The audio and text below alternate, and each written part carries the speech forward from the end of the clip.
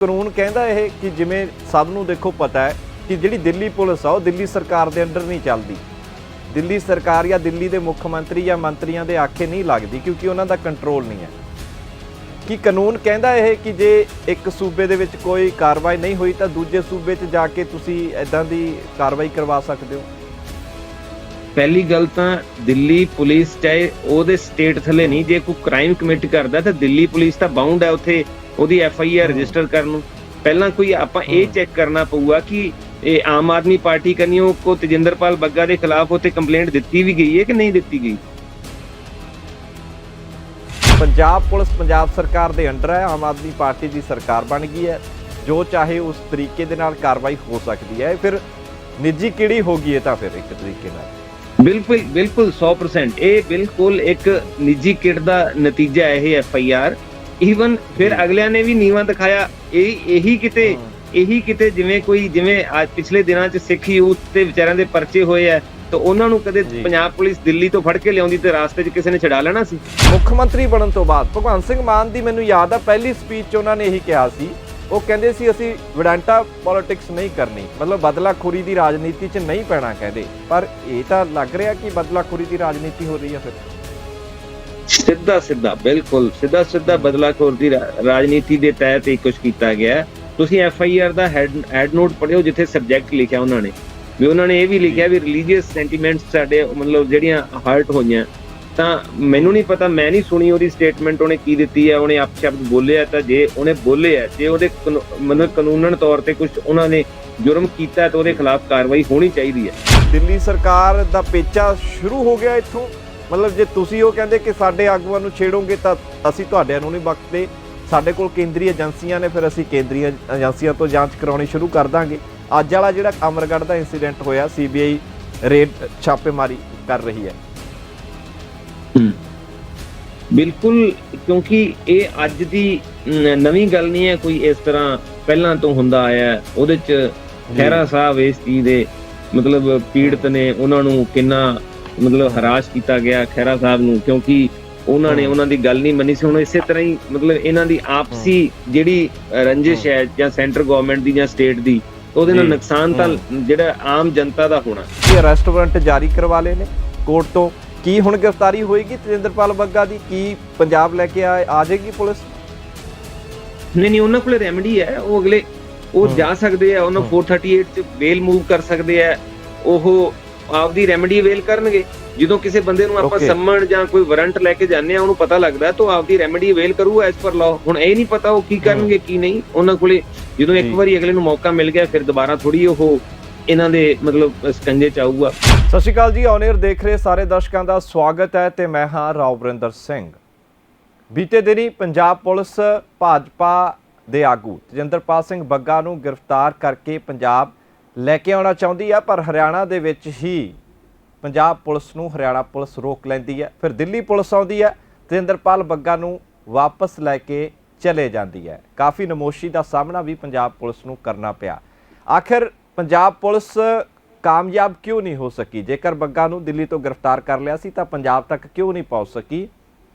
ਇਸ ਬਾਰੇ ਚਰਚਾ ਕਰਾਂਗੇ ਤੇ ਨਾਲ ਹੀ ਚਰਚਾ ਕਰਾਂਗੇ ਜਿਹੜੇ ਬੀਤੇ ਦਿਨ ਹਰਿਆਣਾ ਦੇ ਵਿੱਚ ਪੰਜਾਬ ਦੇ 4 ਨੌਜਵਾਨ ਗ੍ਰਿਫਤਾਰ ਹੋਏ ਨੇ ਤੇ ਪੁਲਿਸ ਦੇ ਅਨੁਸਾਰ ਇਹਨਾਂ ਨੌਜਵਾਨਾਂ ਦੇ ਕੋਲੋਂ ਭਾਰੀ ਮਾਤਰਾ ਦੇ ਵਿੱਚ ਅਸਲਾ ਬਾਰੂਦ ਬਰਾਮਦ ਹੋਇਆ ਤੇ ਨੌਜਵਾਨ ਇਸੇ ਅਸਲੇ ਦੀ ਜਿਹੜੀ ਡਿਲੀਵਰੀ ਆ ਉਹ ਤੇਲੰਗਾਨਾ ਤੱਕ ਕਰਨ ਜਾ ਰਹੇ ਸੀ।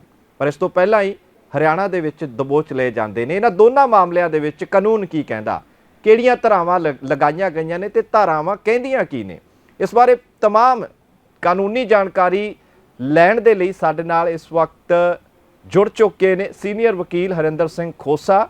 ਤੇ ਇਹਨਾਂ ਦਾ ਦੱਸ ਦਈਏ ਕਿ ਵਾਰਿਸ ਪੰਜਾਬ ਦੀ ਜਥੇਬੰਦੀ ਦਾ ਵੀ ਇੱਕ ਅਹਿਮ ਹਿੱਸਾ ਨੇ। ਤਾਂ ਸਭ ਤੋਂ ਪਹਿਲਾਂ ਸਵਾਗਤ ਕਰਦੇ ਆ ਖੋਸਾ ਸਾਹਿਬ, ਬਹੁਤ ਬਹੁਤ ਸਵਾਗਤ ਹੈ ਜੀ। ਸਤਿ ਸ਼੍ਰੀ ਅਕਾਲ ਜੀ। ਸਤਿ ਸ਼੍ਰੀ ਅਕਾਲ ਜੀ। ਖੋਸਾ ਸਾਹਿਬ, ਜਿਸ ਤਰੀਕੇ ਨਾਲ ਮੈਂ ਜ਼ਿਕਰ ਕੀਤਾ ਹੈ ਕਿ ਤੇਜਿੰਦਰਪਾਲ ਸਿੰਘ ਬੱਗਾ ਨੂੰ ਲੈ ਕੇ ਪਿਛਲੇ 2 ਦਿਨਾਂ ਤੋਂ ਤਮਾਮ ਮੀਡੀਆ ਦੇ ਵਿੱਚ ਇਹੀ ਸੁਰਖੀਆਂ ਚੱਲ ਰਹੀਆਂ ਨੇ, ਇਹੀ ਮੈਟਰ ਚੱਲ ਰਿਹਾ ਕਿ ਬੱਗਾ ਨੂੰ ਪੰਜਾਬ ਪੁਲਿਸ ਗ੍ਰਿਫਤਾਰ ਤਾਂ ਕਰ ਲੈਂਦੀ ਹੈ, ਦਿੱਲੀ ਤੋਂ ਲੈ ਆਉਂਦੀ ਹੈ, ਹਰਿਆਣਾ ਤੱਕ ਵੀ ਪਹੁੰਚ ਜਾਂਦੀ ਹੈ, ਪਰ ਪੰਜਾਬ ਨਹੀਂ ਪਹੁੰਚਿਆ ਜਾਂਦਾ। ਇਸੇ ਦੇ ਵਿੱਚ ਹੀ ਦਿੱਲੀ ਪੁਲਿਸ ਇੰਟਰਵੀਨ ਕਰਦੀ ਹੈ, ਹਰਿਆਣਾ ਪੁਲਿਸ ਦੀ ਮਦਦ ਲੈਂਦੀ ਹੈ, ਹਰਿਆਣਾ ਪੁਲਿਸ ਰੋਕ ਲੈਂਦੀ ਹੈ ਤਾਂ तमाम ਇਹ ਜੋ ਵੀ ਘਟਨਾਕ੍ਰਮ ਕੱਲ ਹੋਇਆ, ਕਾਨੂੰਨ ਦੇ ਹਿਸਾਬ ਦੇ ਨਾਲ ਤੁਸੀਂ ਸੌਖੇ ਤਰੀਕੇ ਨਾਲ ਸਮਝਾਓ ਕਿ ਆਖਿਰਕਾਰ ਪੰਜਾਬ ਪੁਲਿਸ ਬੱਗਾ ਨੂੰ ਪੰਜਾਬ ਤੱਕ ਲੈ ਕੇ ਕਿਉਂ ਨਹੀਂ ਪਹੁੰਚ ਸਕੀ? ਕਿਹੜੀ ਕੜਿੱਕੀ ਐਸੀ ਸੀ ਕਾਨੂੰਨ ਦੀ ਜਿਹਦਾ ਇਸਤੇਮਾਲ ਦਿੱਲੀ ਪੁਲਿਸ ਨੇ ਕਰ ਲਿਆ?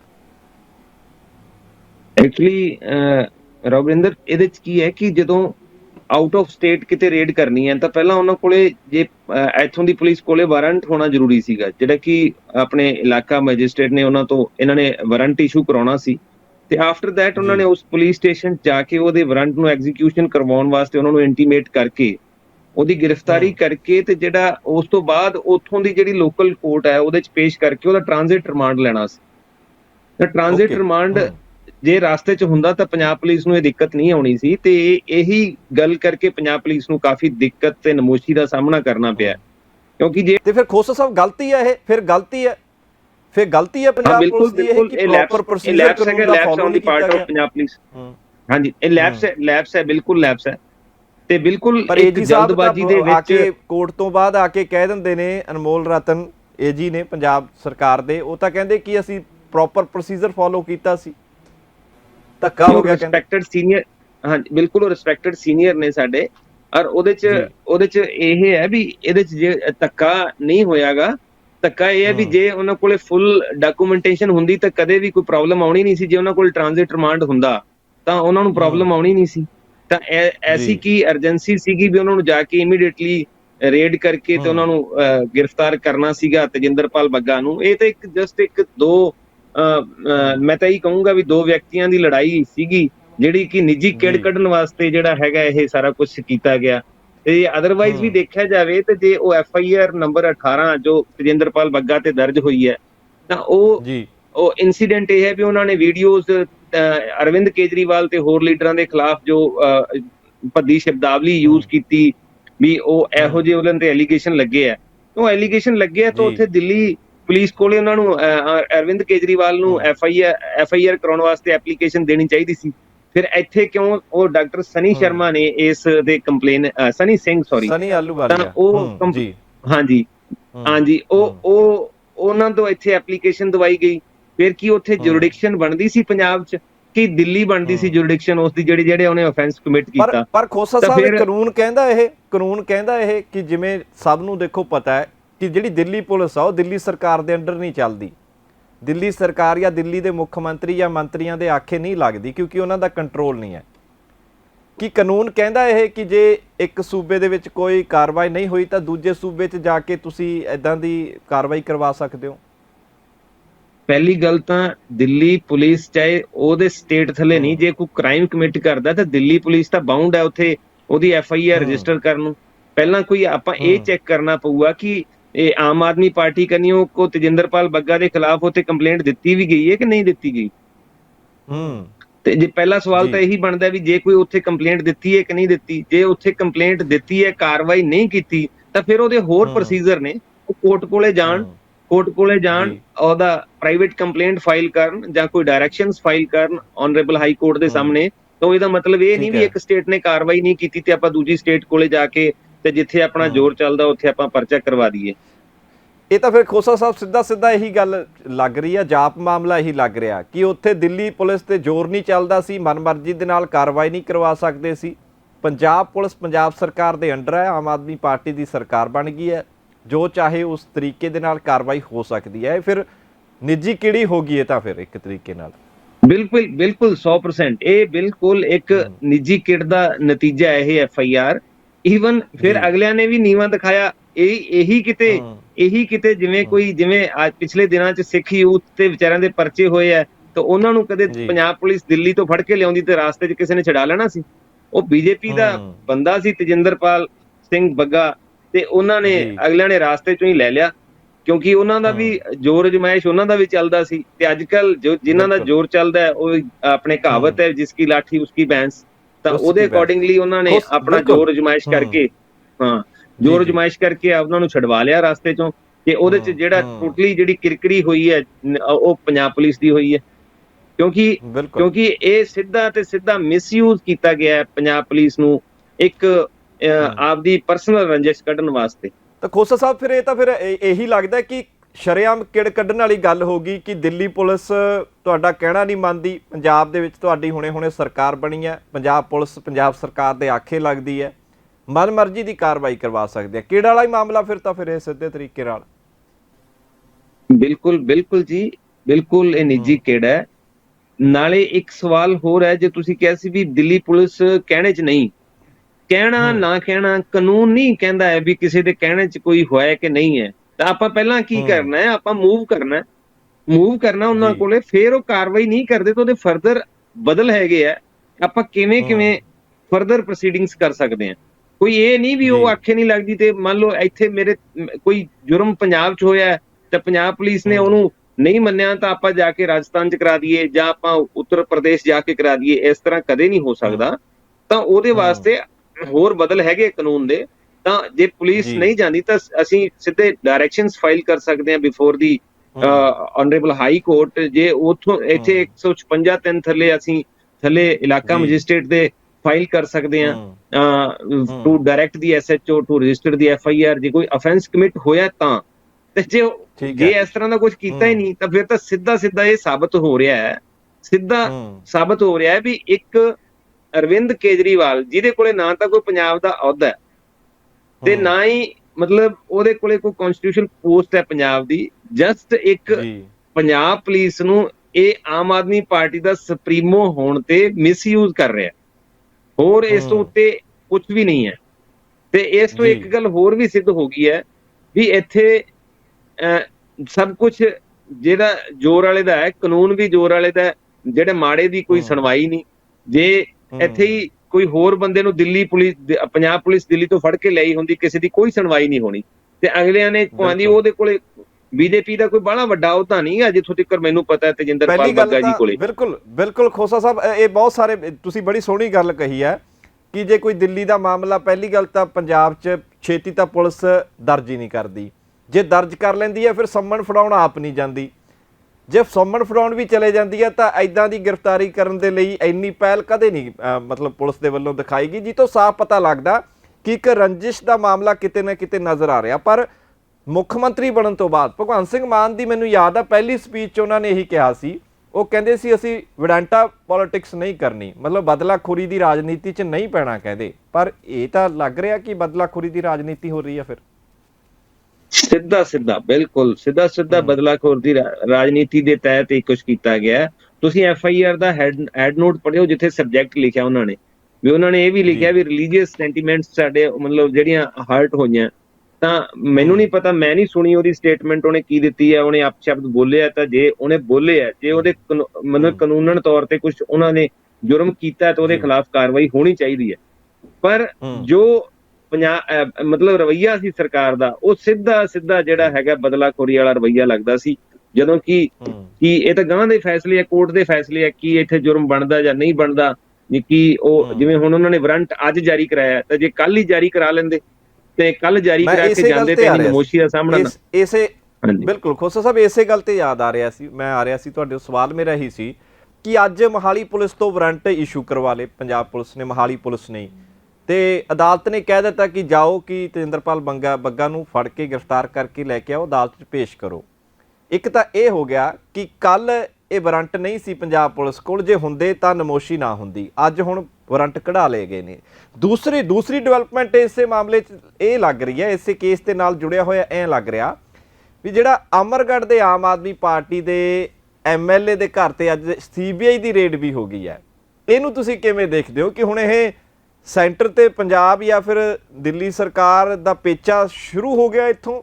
ਮਤਲਬ ਜੇ ਤੁਸੀਂ ਉਹ ਕਹਿੰਦੇ ਕਿ ਸਾਡੇ ਆਗੂਆਂ ਨੂੰ ਛੇੜੋਗੇ ਤਾਂ ਅਸੀਂ ਤੁਹਾਡਿਆਂ ਨੂੰ ਨਹੀਂ ਬਖਸ਼ਦੇ, ਸਾਡੇ ਕੋਲ ਕੇਂਦਰੀ ਏਜੰਸੀਆਂ ਨੇ, ਫਿਰ ਅਸੀਂ ਕੇਂਦਰੀ ਏਜੰਸੀਆਂ ਤੋਂ ਜਾਂਚ ਕਰਾਉਣੀ ਸ਼ੁਰੂ ਕਰ ਦਾਂਗੇ। ਅੱਜ ਵਾਲਾ ਜਿਹੜਾ ਅਮਰਗੜ੍ਹ ਦਾ ਇੰਸੀਡੈਂਟ ਹੋਇਆ, ਸੀਬੀਆਈ ਰੇਡ ਛਾਪੇਮਾਰੀ ਕਰ ਰਹੀ ਹੈ।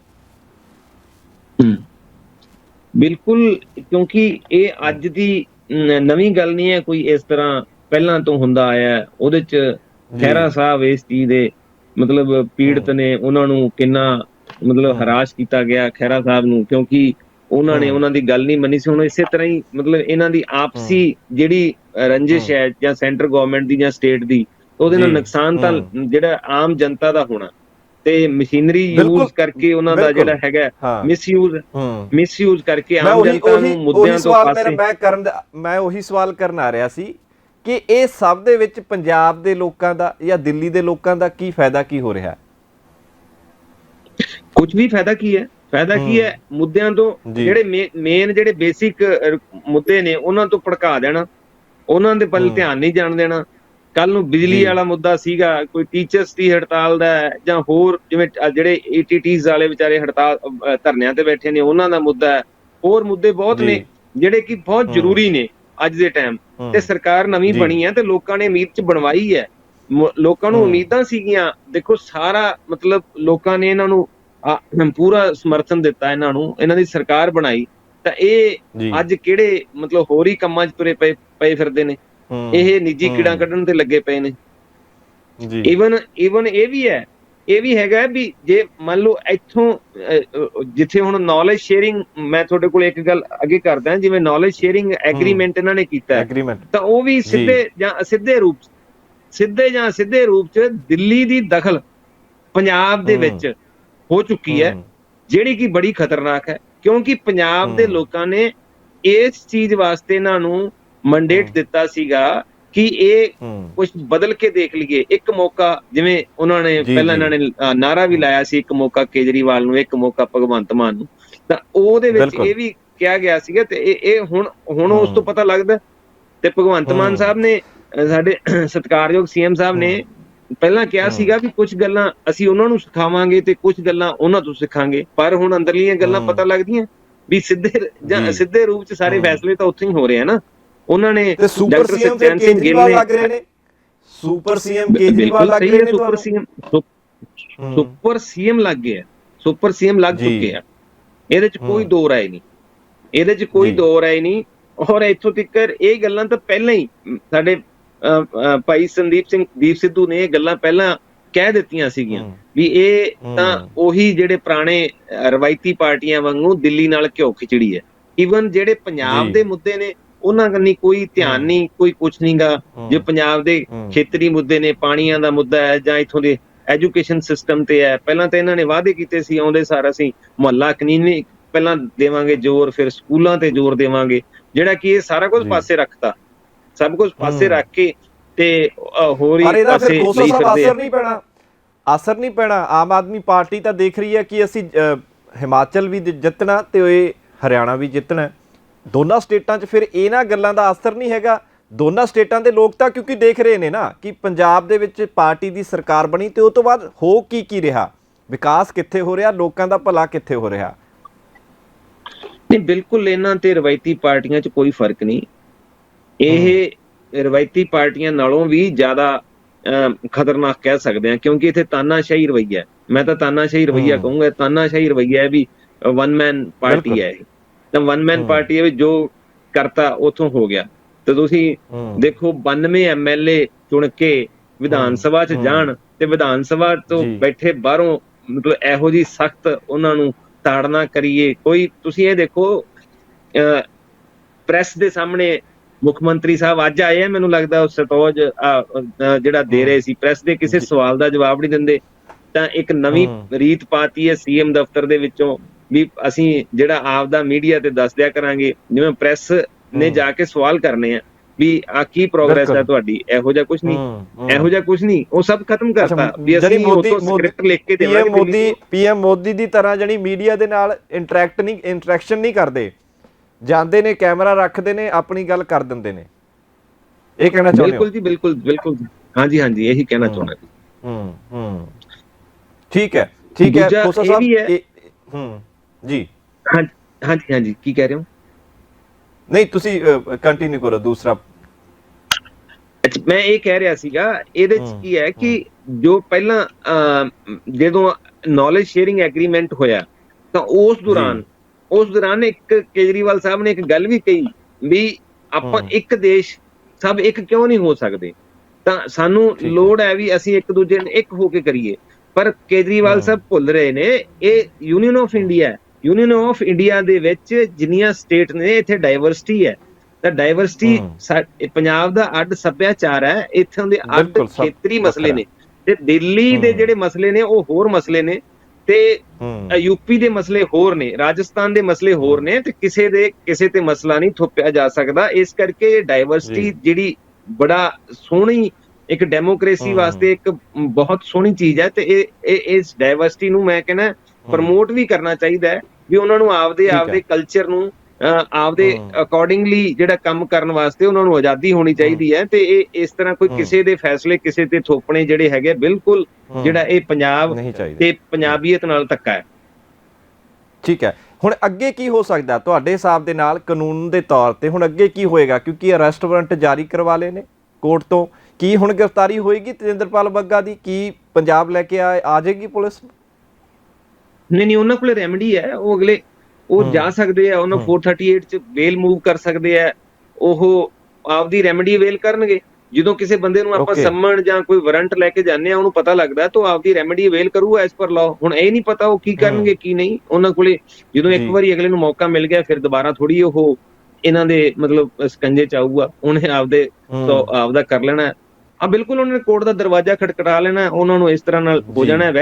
ਵੈਸੇ ਜਿਹੜੇ ਭੜਕਾਊ ਭਾਸ਼ਣ ਦਿੰਦੇ ਆ, ਮੈਂ ਤਾਂ ਇਹ ਕਹੂੰਗਾ ਵੀ ਉਹਨਾਂ ਨੂੰ ਬਖਸ਼ਣਾ ਨਹੀਂ ਚਾਹੀਦਾ, ਕਿਉਂਕਿ ਪਿੱਛੇ ਜਿਹੜੀ ਇਨਸੀਡੈਂਟ ਪੰਜਾਬ 'ਚ ਵੀ ਹੋਏ ਆ, ਉਹ ਸ਼ਿਵ ਸੈਨਾ ਵਾਲੇ ਲੀਡਰ ਹੈ ਜਿਹੜੇ ਸ਼ਰੇਆਮ ਮਤਲਬ ਭੱਦੀ ਸ਼ਬਦਾਵਲੀ ਯੂਜ਼ ਕਰਦੇ ਆ। ਉਹਨਾਂ ਨੂੰ ਪਤਾ ਵੀ ਪੰਜਾਬ ਦਾ ਜਿਹੜਾ ਇਹ ਬੜਾ ਸੈਂਸਿਟਿਵ ਇਸ਼ੂ ਹੈ, ਔਰ ਪੰਜਾਬ ਦੇ ਲੋਕਾਂ ਦਾ ਦਿਲ ਜਿਹੜਾ ਹੈਗਾ ਉਹ ਜੇ ਉਸ ਚੀਜ਼ ਨੂੰ ਜਿਹੜੀ ਉਹਨਾਂ ਦੀ ਭਾਵਨਾਵਾਂ ਨੂੰ ਵਾਰ-ਵਾਰ ਕੇ ਜਿਹੜਾ ਜਾਣ ਬੁੱਝ ਕੇ ਜਿਹੜਾ ਝੰਜੋੜਦੇ ਨੇ ਤੇ ਉਹਨਾਂ ਦੇ ਰਹਿਬਰਾਂ ਤੇ ਉਹਨਾਂ ਦੇ ਸ਼ਹੀਦਾਂ ਬਾਰੇ ਭੱਦੀ ਸ਼ਬਦਾਵਲੀ ਯੂਜ਼ ਕਰਦੇ ਨੇ, ਤੇ ਉਹਨਾਂ ਬੰਦਿਆਂ ਨੂੰ ਸਰਕਾਰਾਂ ਗਨਮੈਨ ਤੇ ਹੋਰ ਬਹੁਤ ਕੁਝ ਦੇਈ ਜਾਂਦੀਆਂ। ਬਿਲਕੁਲ। ਖੋਸਾ ਸਾਹਿਬ, ਜਿਹੜਾ ਬੀਤੇ ਦਿਨ ਆਪਾਂ ਉਹਦੀ ਗੱਲ ਵੀ ਕਰਦੇ ਹਾਂ, ਜਿਹੜੇ ਪੰਜਾਬ ਦੇ ਨੌਜਵਾਨ 4 ਉਸ ਤੋਂ ਬਾਅਦ 2 ਹੋਰ ਛੋਟੀ ਉਮਰ ਦੇ ਨੌਜਵਾਨ ਗ੍ਰਿਫਤਾਰ ਹੋਏ ਨੇ, ਆਰੋਪ ਲੱਗੇ ਨੇ, ਇਲਜ਼ਾਮ ਲੱਗੇ ਨੇ ਕਿ ਜੀ ਪਾਕਿਸਤਾਨ ਵੱਲੋਂ ਡਰੋਨ ਦੇ ਰਾਹੀਂ ਜੋ ਹਥਿਆਰ ਆਏ, ਅਸਲਾ ਆਇਆ, ਇਹ ਜਿਹੜੇ ਨੌਜਵਾਨ ਸੀ ਡਿਲੀਵਰ ਕਰਨ ਚੱਲੇ ਸੀਗੇ ਤੇਲੰਗਾਨਾ ਤੱਕ। ਇਸ ਪੂਰੇ ਮਾਮਲੇ ਨੂੰ ਕਿਵੇਂ ਦੇਖਦੇ ਹੋ ਕਿ ਵਾਕਈ ਇਹਨਾਂ ਨੌਜਵਾਨਾਂ ਦਾ ਕੋਈ ਸਬੰਧ ਹੈ ਪਾਕਿਸਤਾਨ ਦੇ ਨਾਲ, ਜਾਂ ਤੁਹਾਨੂੰ ਲੱਗਦਾ ਕਿ ਕਿਸੇ ਤਰੀਕੇ ਦੇ ਨਾਲ ਇਹ ਫਸ ਗਏ ਨੇ? ਹੁਣ ਦੇਖੋ, ਇਹ ਨਾ ਸ਼ੁਰੂ ਤੋਂ ਹੀ ਜਿਹੜਾ ਸਿੱਖ ਕੌਮ ਹੈ ਜਾਂ ਜਿਹੜੇ ਆਪਣੇ ਬੱਚੇ ਇਹ ਇਸ ਤਰ੍ਹਾਂ ਜਿਹੜੇ ਮਤਲਬ ਹੈਗੇ ਆ, ਉਹਨਾਂ ਨੂੰ ਹਮੇਸ਼ਾ ਹੀ ਰੈਡੀਕਲ ਕਹਿ ਕੇ ਬਦਨਾਮ ਕਰਦੇ ਨੇ। ਅੱਤਵਾਦੀ ਕਹਿ ਦੇਣਗੇ, ਰੈਡੀਕਲ ਕਹਿ ਦੇਣਗੇ। ਤੁਸੀਂ ਦੇਖੋ, ਤੁਹਾਨੂੰ ਕੀ ਹੱਕ ਹੈ ਕਿਸੇ ਨੂੰ ਅੱਤਵਾਦੀ ਕਹਿਣ ਦਾ? ਤੁਸੀਂ ਹਜੇ ਕਿਸੇ ਕੋਰਟ ਨੇ ਫੈਸਲਾ ਦੇਤਾ? ਤੁਸੀਂ ਉਹਨਾਂ ਨੂੰ ਟੈਰਰਿਸਟ ਘੋਸ਼ਿਤ ਕਰ ਰਹੇ ਹੋ। ਕਈ ਬੰਦੇ ਉੱਥੇ ਜਾ ਕੇ ਉਹ ਇੱਕ ਤਾਂ ਮੈਂ ਅੱਜ ਖਹਿਰਾ ਸਾਹਿਬ ਨੇ ਵੀ ਉਹਨਾਂ ਦੇ ਖਿਲਾਫ ਜਿਹੜੀ ਹੈ ਉਹਦੇ ਹੱਕ 'ਚ ਆਵਾਜ਼ ਚੁੱਕੀ ਹੈ ਕਿ ਇੱਕ ਮੁੰਡਾ ਬਿਲਕੁਲ ਜਿਹੜਾ +2 ਜਿਹੜਾ ਹੈਗਾ ਨਵੀਂ ਉਮਰ ਦਾ ਮੁੰਡਾ, ਮੈਂ ਨਾਮ ਉਹਦਾ ਜਸ਼ਨਦੀਪ ਸਿੰਘ, ਬਿਲਕੁਲ 18 ਸਾਲ ਦਾ ਮੁੰਡਾ ਤਰਨਤਾਰਨ ਤੋਂ। ਤਾਂ ਤੁਸੀਂ ਇਹ ਦੇਖੋ ਉਸ ਦੇ ਮਾਂ ਪਿਓ ਤੇ ਉਹਨਾਂ ਦੇ ਰਿਸ਼ਤੇਦਾਰਾਂ ਤੇ ਕੀ ਬੀਤਦੀ ਹੋਊਗੀ ਜਦੋਂ ਇੱਕ ਬਿਨਾਂ ਟ੍ਰਾਇਲ, ਜਦੋਂ ਆਪਾਂ ਗਿਲਟੀ ਦੇਤਾ, ਉਹਨੂੰ ਅੱਤਵਾਦੀ ਬਣਾਤਾ। ਦੇਖੋ, ਹਜੇ ਉਹਦਾ ਟ੍ਰਾਇਲ ਚੱਲਣਾ, ਉਹਦੇ ਚਲਾਨ ਦੇਣਾ, ਇਨਵੈਸਟੀਗੇਸ਼ਨ ਹਜੇ ਹੋਣੀ ਹੈ, FIR ਹੋਈ ਹੈ, ਅਰੈਸਟ ਹੋਇਆ ਉਹ, ਤੇ ਉਹਨੂੰ ਤੁਸੀਂ ਅੱਤਵਾਦੀ ਘੋਸ਼ਿਤ ਕਰਤਾ। ਤਾਂ ਇਹ ਸਿੱਧੇ ਰੂਪ ਚ ਸਿੱਧਾ ਹਮਲਾ ਹੈ ਇੱਕ ਸਿੱਖ ਕੌਮ ਦੇ ਜਿਹੜਾ ਉਹਨੂੰ ਰੈਡੀਕਲ ਕਹਿਣ ਵਾਸਤੇ, ਨਹੀਂ ਅਦਰਵਾਈਜ਼ ਹੋਰ ਇਸ ਤੋਂ ਉੱਤੇ ਹੋਰ ਕੁਝ ਨਹੀਂ ਹੈ। ਤਾਂ ਉਹ ਵੀ ਦੇਖ ਇਸੇ ਤਰ੍ਹਾਂ ਹੀ ਦੋਸ਼ ਕੀ ਬਣ ਰਿਹਾ ਖੋਸਾ ਸਾਹਿਬ? ਕਿਉਂਕਿ ਦੇਖੋ, ਇਹ ਤਾਂ ਦਾਅਵਾ ਹੈ ਹੀ ਹੈ ਪੁਲਿਸ ਦਾ ਕਿ ਇਹਨਾਂ ਹੀ ਮੁੰਡਿਆਂ ਦੀ ਕਾਰ ਦੇ ਵਿੱਚੋਂ ਹੀ ਸਾਰਾ ਕੁਝ ਬਰਾਮਦ ਹੋਇਆ, ਫਿਰ ਉਸ ਹਿਸਾਬ ਦੇ ਨਾਲ ਦੋਸ਼ ਕੀ ਬਣ ਰਹੇ ਨੇ? ਇਹ ਦੋਸ਼ ਤਾਂ ਦੇਖੋ, ਜੇ ਆਰਮ ਐਕਟ ਜਾਂ ਹੋਰ UPA ਜਾਂ UAPA ਵਗੈਰਾ ਦੀਆਂ ਧਾਰਾਂ ਇਹਨਾਂ ਤੇ ਲਾਈਆਂ ਨੇ, ਤਾਂ ਉਹ FIR ਪੜ੍ਹਨ ਤੋਂ ਬਾਅਦ ਦੱਸਿਆ ਜਾ ਸਕਦਾ ਵੀ ਉਹਨਾਂ ਤੇ ਕੀ ਧਾਰਾਵਾਂ ਲਾਈਆਂ ਨੇ।